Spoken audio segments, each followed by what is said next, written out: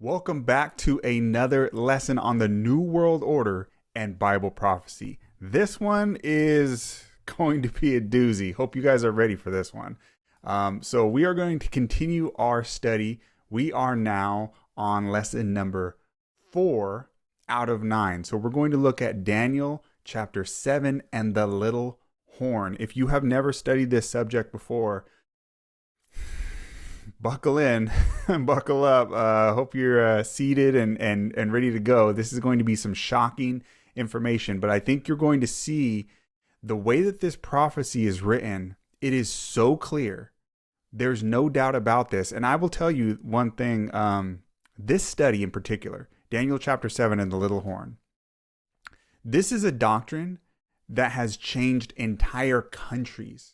For example, Scotland, the entire country of Scotland was changed after this one chapter, and in particular, the identity of the little horn was taught. So let's get right into it. It's going to be shocking. I'm going to have to apologize in advance for some of the things that may shock you, but God wrote it in the scriptures for a reason. So let's get right into it. We're going to look, and this will be our last lesson in this series on Daniel. Next lesson, we're jumping back into Revelation. So we've laid the groundwork, and now it's time to get into the heavy stuff. Okay, so Daniel 7 and the little horn. Quick review. Last study, we looked at the fact that Daniel 2 and 7 are parallel chapters. They're parallel topics. They teach the same basic thing. We called it Prophecy 101, and it's the foundation of the 4 world empires in Bible prophecy, symbolized in Daniel 2 as a statue with 4 different parts, and in Daniel 7 as 4 different beasts. But it's the same world empires: Babylon, Medo-Persia, Greece, and then Rome. Okay, now, obviously, you need to watch the last lesson if you haven't watched that yet, but assuming you have, we want to pick up with the question that we left off with last time, and that is, what happens after Rome falls? There's 1, 2, 3, 4 world empires. Is there a 5th world empire in Daniel? Well, the answer is no. There is no 5th world empire. Instead, Rome, the 4th world empire, is divided into pieces, which maybe we should stop for a second and just tip our hats to Daniel, and not really to Daniel, but to God, because this prophecy predicted world history for hundreds of years in advance perfectly.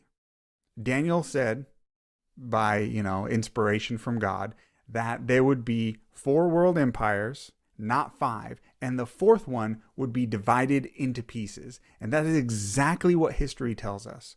Rome was divided. Now, just so it can be clear that this is what the prophecy predicted, in Daniel 2 and 7, it predicts that the 4th world empire would be broken up into pieces. Daniel 2:41, it says the kingdom shall be divided, and this is symbolized by feet and toes, which are part iron. Remember, the legs of iron was a symbol of Rome. So the legs and toes, or the feet and toes, were part iron, symbolizing the kingdom is partly still there, but it's also part clay because it's broken into pieces. So the kingdom is divided. There is no 5th world empire. Instead, you have a divided Roman Empire. And then in Daniel 7, it also predicts the same thing. It says the 4th beast shall be the 4th kingdom on the earth. And then the 10 horns are 10 kings that shall arise from this kingdom. Now, the idea here is not 10 kings in succession, but 10 all at once. It's going to be broken up into 10 pieces. And this is clear because it says there will be another king after them, and he's going to subdue 3 of them. And so the idea is all 10 are there at the same time because he's going to subdue 3 of them. This will become more clear as we go along. But if you read the context, I recommend reading the whole of both of those chapters. It becomes clear in Daniel 2 and 7 that Rome is divided into 10 pieces. 10 toes, 10 horns. Rome is divided into 10 pieces. Now, if you want a map on the way that this looks, this is a basic outline, artist rendition of what happened to the Roman Empire. It's the Western Roman Empire here is what we're talking about. And it broke up into about 10 parts. And that's basically what Europe looks like today.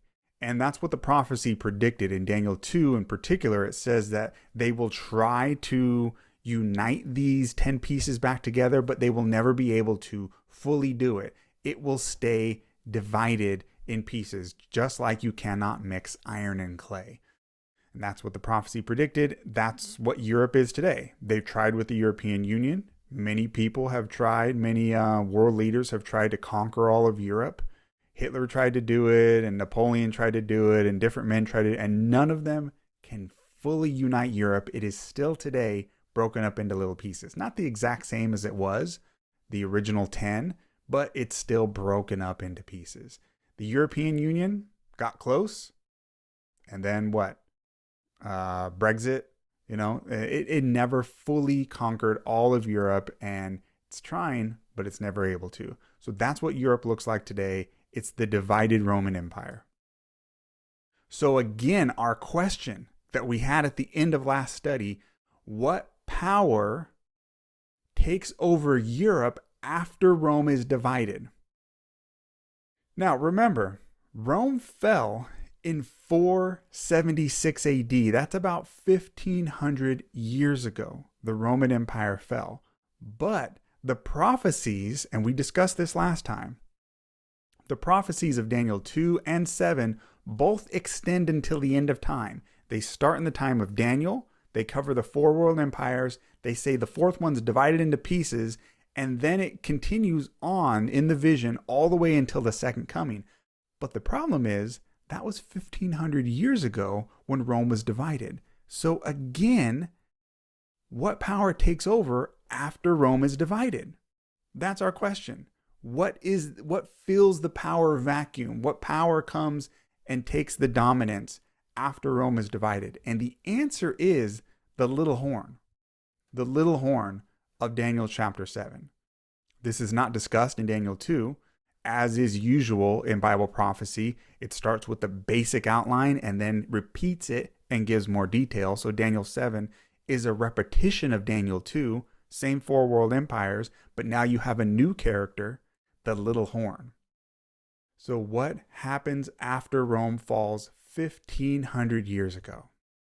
The answer is the little horn of Daniel 7, the most important power in all of this chapter. More important than those first 4 world empires.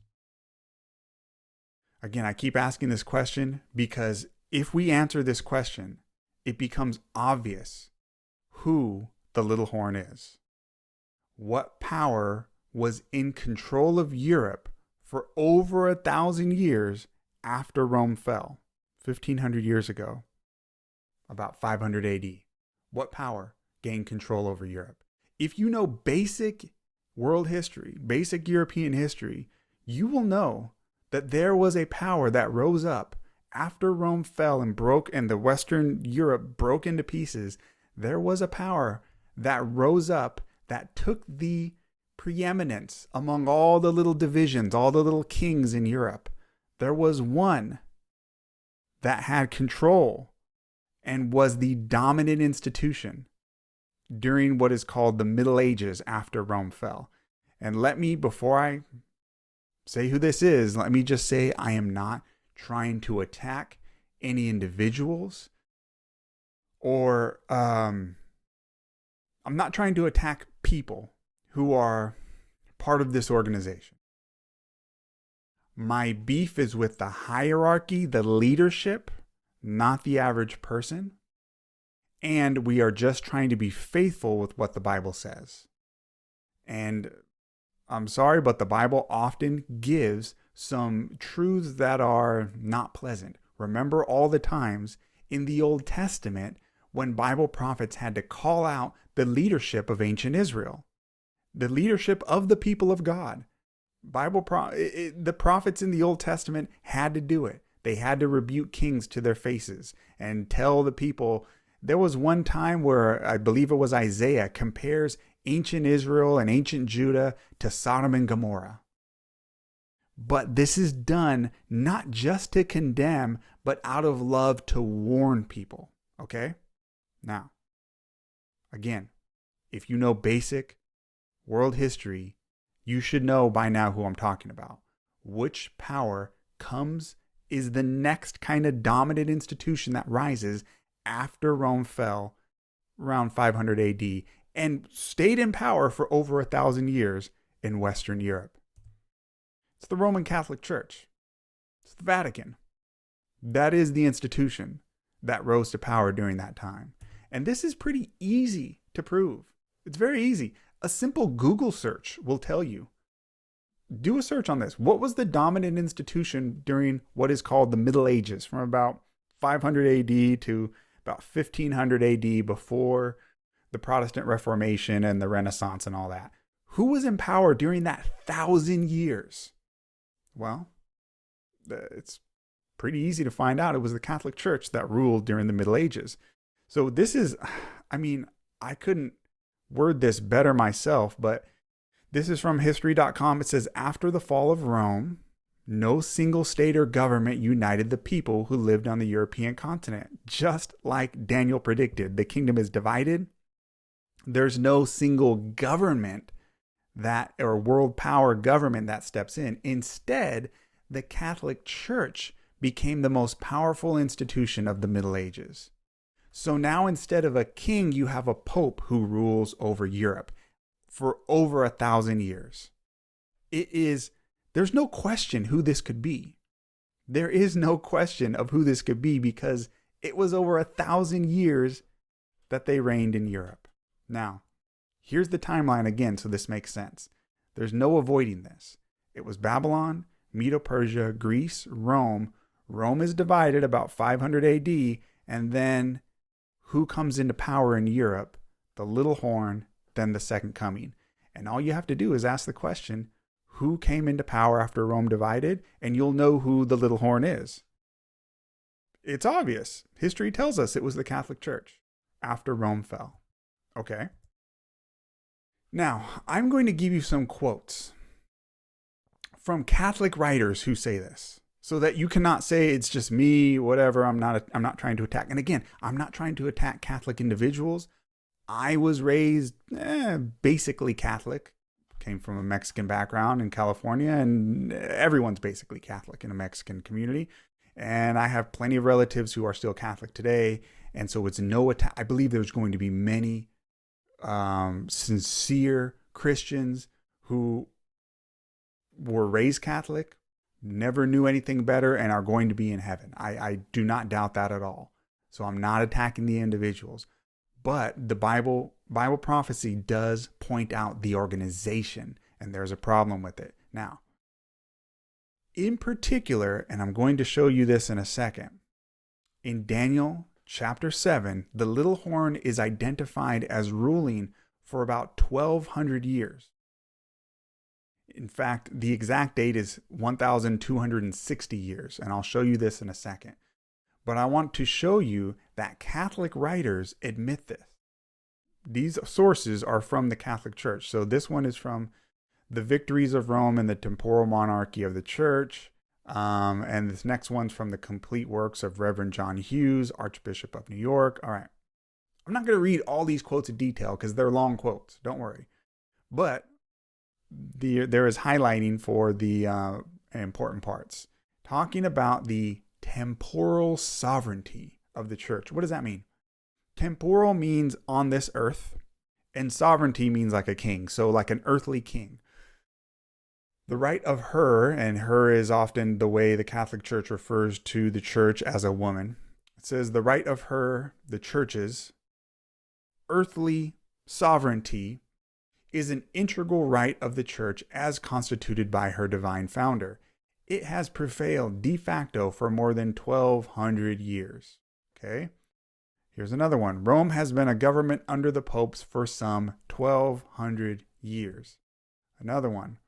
I will say was 1,200. Let's see. From that hour, which one might say was 1,500 years ago. I will say was 1,200 years ago is the idea. The supreme pontiffs pontiff, that's the Pope, has been a true and proper sovereign. This is from The Temporal Power of the Vicar of Christ by Henry Edward Manning, Archbishop of Westminster. Pause this and admit and read it yourselves, the whole things, if you want later. You can look it up. Here's another one, and this one gives you the time frame. This is the last one we'll look at. I'm not going to read quotes all day.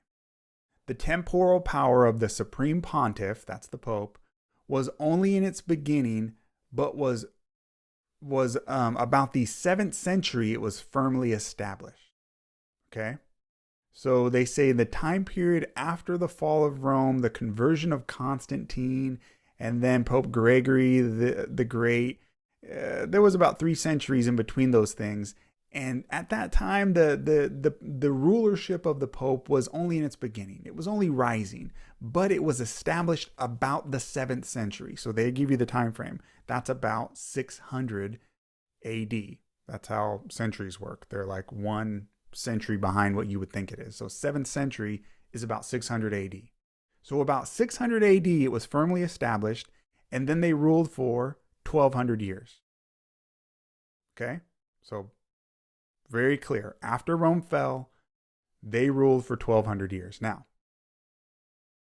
this little horn power is the most important power in all of Daniel 7. Just to make this clear. And we're going to talk about the time frame, the 1,260 years, in just a second. Each of the other 4 beasts get 1 verse describing them and then explaining them. The little horn gets 7 verses. Okay? So that's the idea. It's clear from the amount of time that's spent on this that it is the most important part of the chapter. It's what you should focus on. Okay? Which is why we're focusing on it now. Here is some of the description of the little horn. And you're going to see that only the Vatican, only the papacy fits this description. All right, here's the context. The 4th beast shall be the 4th kingdom on the earth. That's Rome. The 10 horns are 10 kings which shall arise out of this kingdom. That's Rome divided into 10 pieces. And another shall arise after them. So after Rome is divided, he will be different from the first kings. So he's different. Now this is a religious power instead of just a regular head of state. This is also the head of a church. He shall subdue 3 kings. So he's going to conquer 3 of the other 10. He shall speak great words against the Most High, shall persecute the saints of the Most High, and shall intend to change times and law. Then the saints shall be given into his hand. So he's going to have control over the saints for a time and times and half a time. All right, we're going to break this down and we're going to see that this can only refer to the Vatican. The first 2 are obvious. Here's a list of characteristics. The first 2 are obvious. Comes after Rome falls and is divided in 476 AD. We've already seen that the papacy was rising to power after Rome fell. Catholic writers attest to that. It wasn't until after Constantine was converted and then Pope Gregory really kind of started it, and about 500 and toward the end of the the 6th century, by the 7th century, right? So it comes after Rome is fall. Remember, it says another shall arise after them, after the 10 show up. Okay, rises among the 10. Now that's clear too.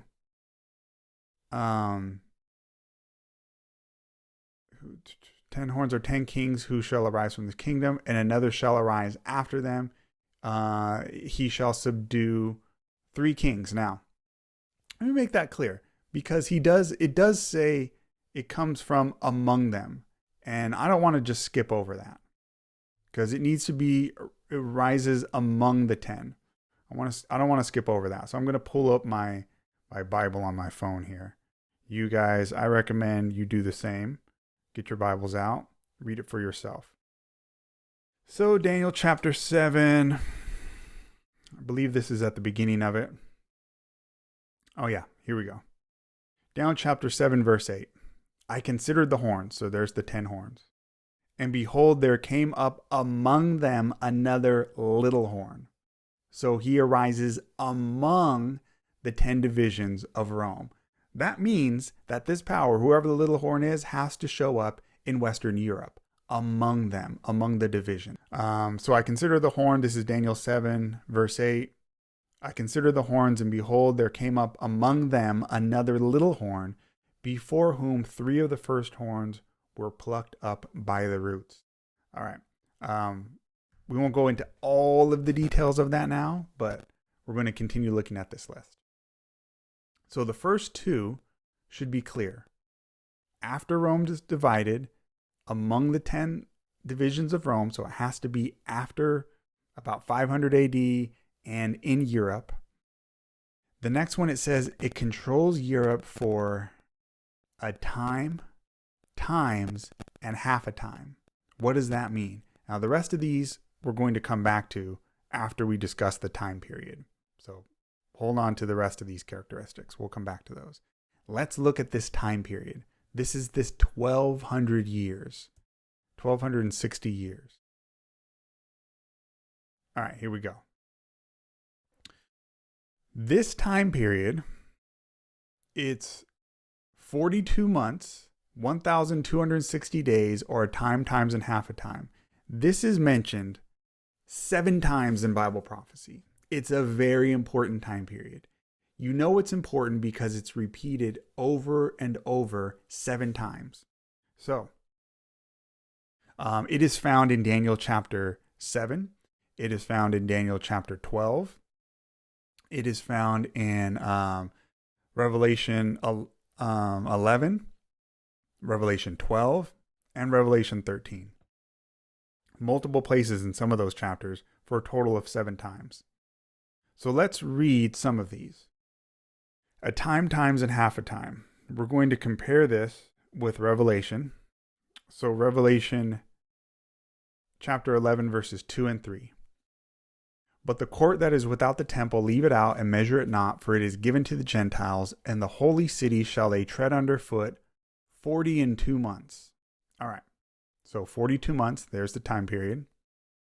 By the way, how many years is 42 months? You know, mothers will often describe their young children in terms of months when they're very young. But 42 months, how many years is that? It's 3.5 years. Okay. Verse 3, and I will give power to my 2 witnesses, and they shall prophesy 1,260 days, clothed in sackcloth. So it says 42 months, then it says 1,260 days. By the way, that's a really weird way to tell time. Why wouldn't you just say 3.5 years? Why would you word it like that? Why would you list the amount of days and the amount of months? That should tell you right away that this is symbolic, because people don't talk like that. Why are you using time periods listing over 1,000 days? Why not just say 3.5 years? The reason why is because this is symbolic. Now, this chapter, I'm not going to go into details on Revelation 11 yet, and the 2 witnesses. We'll discuss that another time. I'm sure many of you have studied this before. I'm going to tell you the popular interpretation of this is not accurate. This is prophetic time. It's mentioned in this weird way, 1,260 days, 42 months, because it's a symbol. What's it a symbol of? A day in Bible prophecy is a symbol for a year. You can find that in Ezekiel chapter 4, verse 6. I recommend reading these later on your own. And Numbers chapter 14, verse 34. A day is a year in Bible prophecy. A day is a year. So just like a beast is a symbol for a nation, a day is a symbol for a year. Now, you can argue with me if you want to on this, but if you do, you're going to have a problem with the idea that Jesus is the Messiah, which I believe he is. Because Daniel chapter 7 gives you the exact year that Jesus was supposed to show up on the scenes as the Messiah, but it tells it in days, symbolic for years. It specifically talks about sevens, weeks, and it talks about 70 weeks. And if you were to just take that literally and say it's a regular week, it would be a very short amount of time, and Jesus didn't arrive at the time that it should come. But if you take each one of those weeks and make it into 7 years, and it's 70 times 7 years, then it's 490 years, and then Jesus showed up right at the exact time period, at the exact right year. If you've never studied Daniel 9 and I'm confusing you, I recommend studying that. It's a very important chapter because it tells you which year Jesus showed up as the Messiah. And it's exactly right. But the prophecy only works if you apply this day for a year principle, which is found in Ezekiel 4 verse 6 and Numbers 14:34. Let me read those to you also. Just so, you should read them on your own, but just so you don't take my word for it. So in Ezekiel chapter 4 verse 6, Ezekiel is acting out this symbolic, like a play-like prophecy where he has to lay on his side and he has a little pretend city. It's all symbolic. And it's a little like a model city that he made of Jerusalem, and he's going to have to lay siege to it. And he has to lay on his side, and he's told to lay there for a number of days, but each day is a symbol for a year. So read the whole chapter. Ezekiel 4 verse 6. This is God speaking to Ezekiel, and he says, "When you have accomplished them, lie again on your right side, and you shall bear the iniquity of the house of Judah 40 days. I have appointed you each day for a year." So the prophet lays there 40 days, but it's a symbol for 40 years. Okay? So a day in Bible prophecy is a year. Again, Numbers verse 14, or chapter 14 verse 34. This is the chapter where the Israelites rebelled against God, and they did not go into the promised land. They sent spies out to search the land, but they did not have faith to go in. And so their punishment was each day was going to be a symbol for a year, and God's telling them the future. This is how long you're going to wander in the wilderness. So it's a prophecy. Numbers 14 verse 34. After the number of days which you search the land, even 40 days, each day for a year, shall you bear your iniquities, even 40 years. So a day is a year. The same thing is true in Daniel 9, predicting the first coming of Christ, but it only works if a day is a year. Now, hopefully this hasn't confused you because it's a little bit of math, but 42 months is the same as 1,260 days. How do we know this? Well, you take 42 months and times it by 30 days in a month. That's the ideal year. It's the perfect, because in prophecy you're talking the ideal, right? You're talking about symbolism, right? Often things are idealized. So where do we get that from? A perfect 30-day month. In the time period before the flood, for example, if you look at the description of how long the floodwaters were on the earth, it was for 5 months or 150 days. That's 30 days to a month. So that's kind of the ideal before this earth was really messed up by the flood, the ideal number of days in a month. So 30 days per month times 42 months gives you exactly, do it in a calculator, 1,260 days.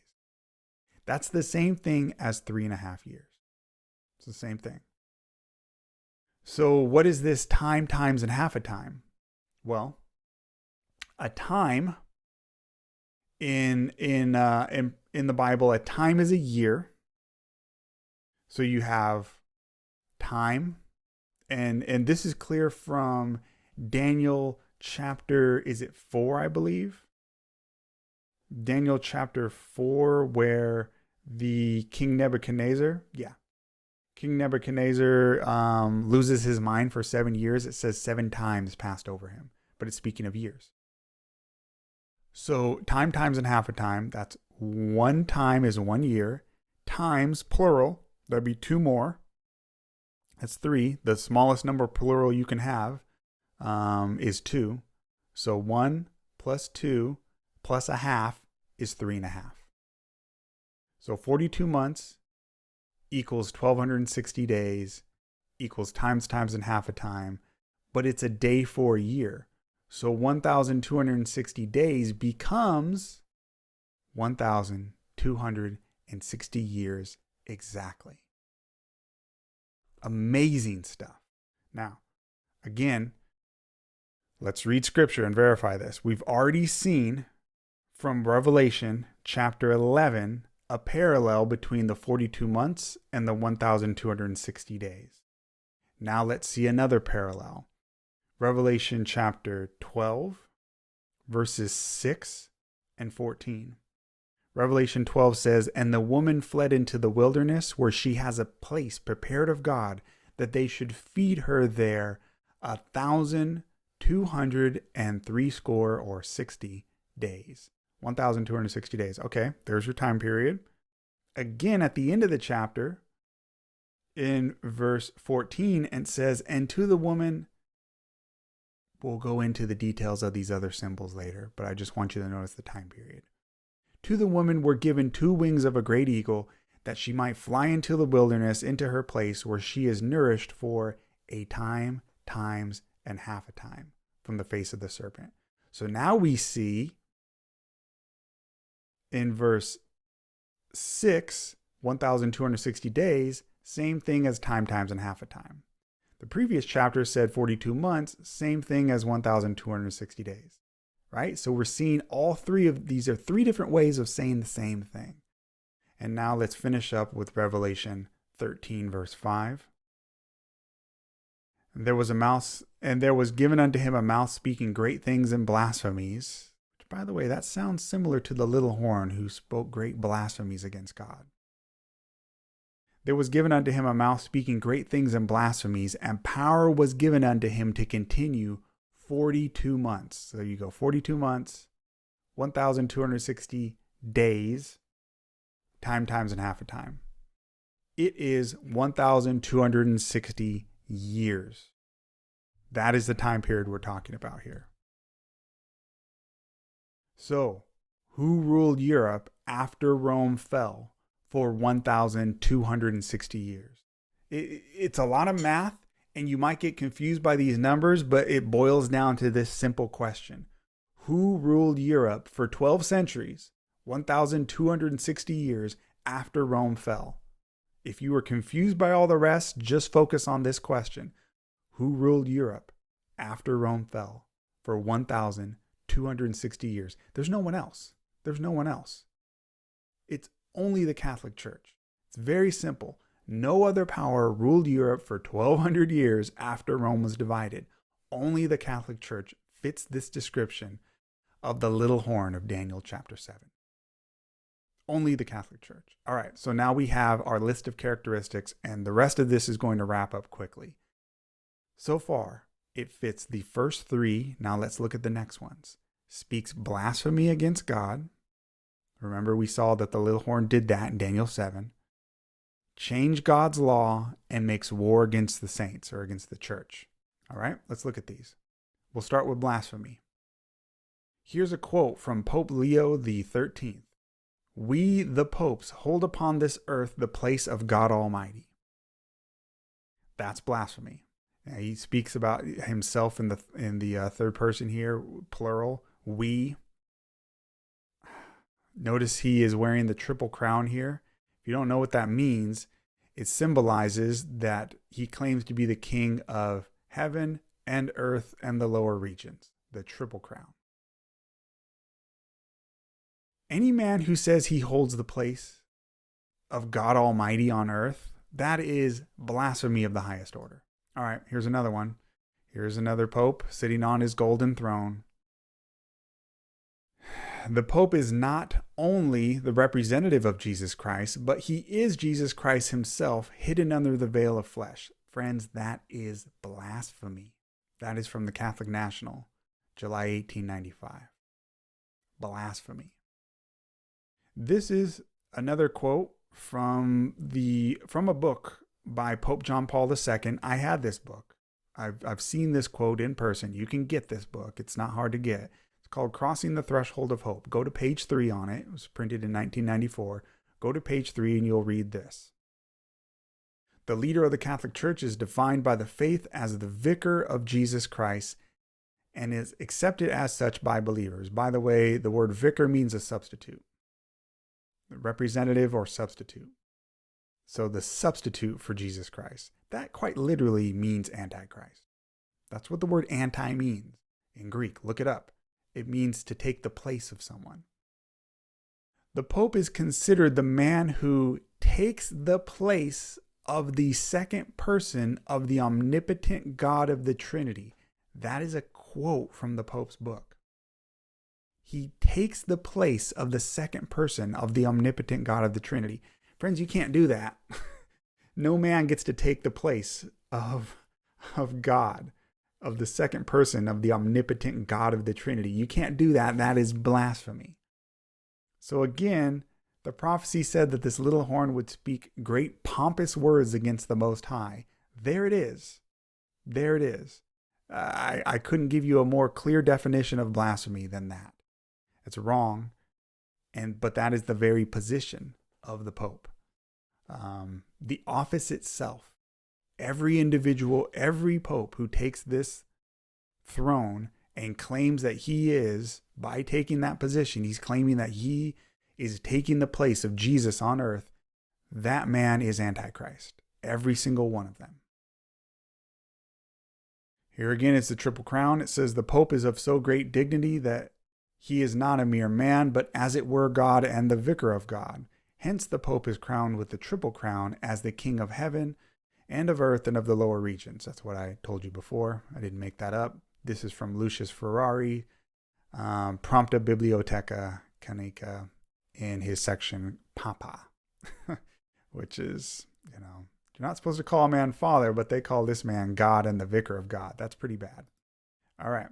So it fits the definition of blasphemy. What about making war with the saints? Here's a quote from The Narrow Way by Steve Craig. I'll give you more quotes. It says, during the Dark Ages, it is estimated that the papacy tortured and killed 50 million Christians.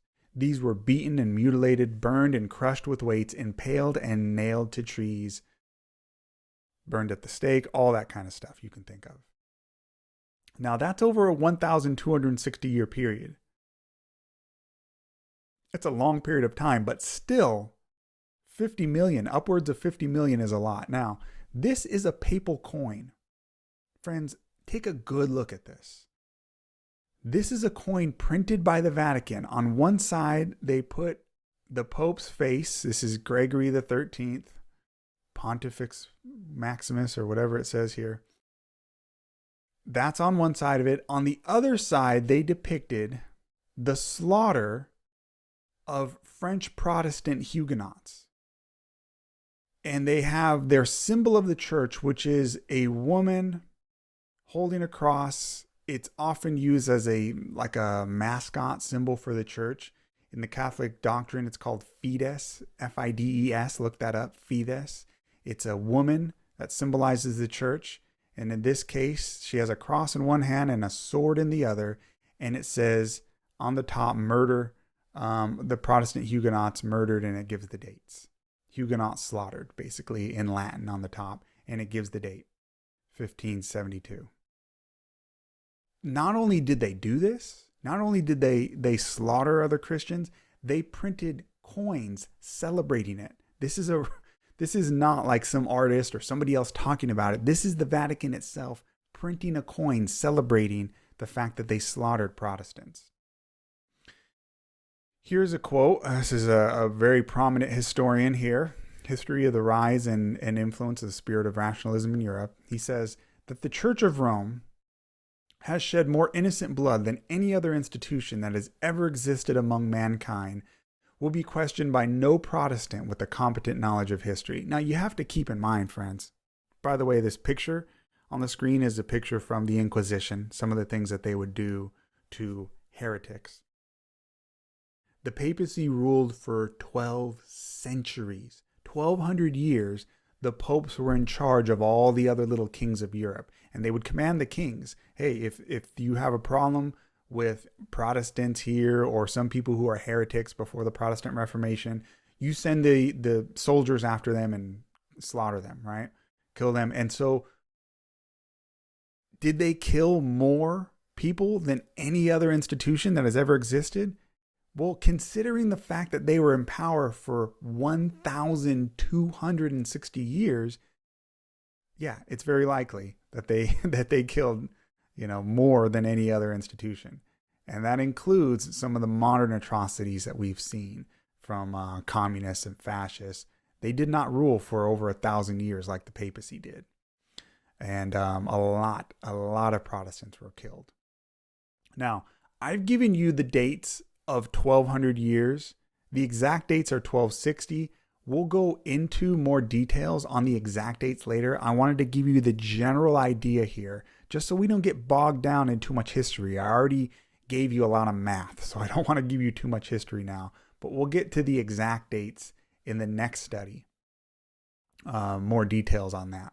But the idea here still is that they fit the characteristics of reigning in Europe for 1,200 years, making war with the saints, blasphemy against God.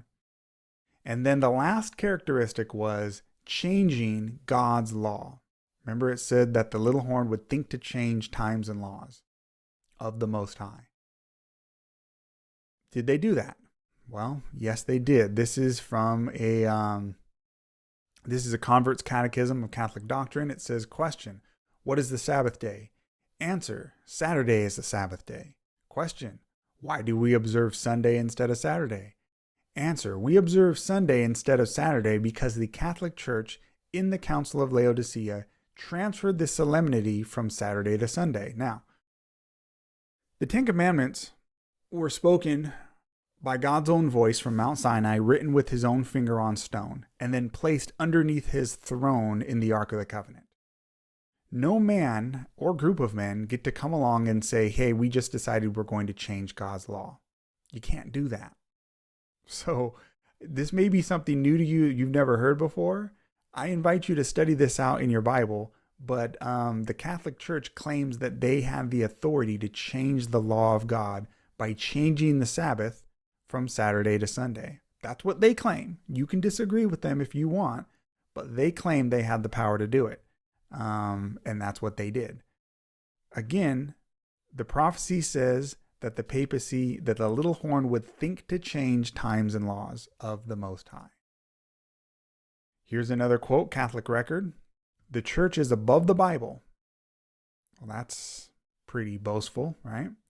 The church is above the Bible, they say. And this transference of Sabbath observance from Saturday to Sunday is proof positive of that fact. Thinking to change times and laws. So again, let's look at this list of characteristics and wrap this up. No other institution in the history of mankind fits all of these 6 characteristics. Comes after Rome fell. Rome was divided. Rises among the 10 divisions of Rome, controls Europe for a time, times and half a time, or 1,260 years, speaks blasphemy against God, changes God's law, and makes war against the church. No other institution fits all these characteristics but the Roman Catholic Church, the Vatican. Now, I told you this was going to be hard stuff. Again, I will repeat, I am not condemning any individual Catholic. I do not hate Catholic people. Plenty of family members are Catholic. I was raised culturally Catholic. We went to Catholic churches on Christmas and Easter like many people do. The point of this is to look at the prophecies and be faithful to what they say. And sometimes they say things that are hard for people to accept. But remember, Jesus told us that broad is the way that leads to destruction, right? It is usually the majority who are wrong. But I also want you to look at this prophecy and realize how incredible this is. This chapter in Daniel was written, Daniel chapter 7, was written about 500 years before Christ was born on this earth. And it predicted 4 world empires, then the 4th one would get divided into pieces. Then there would be a king who was different than all the others, and all the descriptions, the perfect description of the papacy lasting for over 12 centuries, what it would do. All of this was predicted 500 years before Christ was born, 2,500 years ago. And it gives you a general outline of the history of Western Europe in one chapter. Prophecy, my friends, is a miracle. It is supernatural evidence that this book is true. Only God can tell the future like this. You cannot tell me. I'm recording this right now a week before the Super Bowl, to give an example. You can't say for certain. No man can say for certain, okay, it's going to be, the score is going to be exactly this or something like that, right? Maybe you could say, oh, if you can rig it, okay, something small. But you can't say that the future of the world empires rising and falling for hundreds of years. No man knows the future like that. Think of how hard it would be to just predict a sports event for a week from now. And yet, prophecy tells you the outline of the history of the world hundreds of years before it happens. No man can do that by just guessing. That's not a guess. That is God knowing the future and telling his people what's going to happen before it happens. No man can perfectly tell the future, even for small things. Yet the Bible tells the future of world events hundreds of years before they happen. Absolutely incredible. All right, we are done with lesson number 4. Next week, we're going to prove this further. Just in case there's any doubt, we're going to give more characteristics on the little horn. This time it's called the Great Harlot of Revelation 17. And we're going to see the Vatican again mentioned in Revelation chapter 17. And this is an incredible study. It's one of the simpler studies. If this one was complicated for you, the next one will be simpler. So we're going to go into Revelation next week, and then we still have some amazing stuff, some shocking stuff. You think you've been shocked already? Wait until we go into behind secret societies. We're going to get into America and prophecy. We still have plenty of good stuff to cover. But thank you guys so much for making it this far to lesson number 4 out of 9. Please like, share, subscribe, share this with all your friends, and support the channel. And this will be posted not only here, but we'll get it also in podcast form. Follow me on Instagram, X, Rumble, and then also in podcast form on Spotify and Apple Podcasts. Thanks again for your support, and God bless you. We'll see you on the next lesson.